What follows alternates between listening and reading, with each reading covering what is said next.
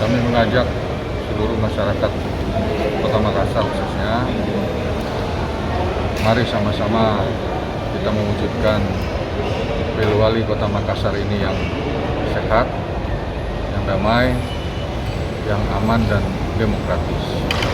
Kemudian yang kedua, bagi seluruh masyarakat Kota Makassar, jangan khawatir, jangan cemas, jangan skeptis untuk bersama-sama datang ke TPS pada tanggal 9 Desember yang akan datang.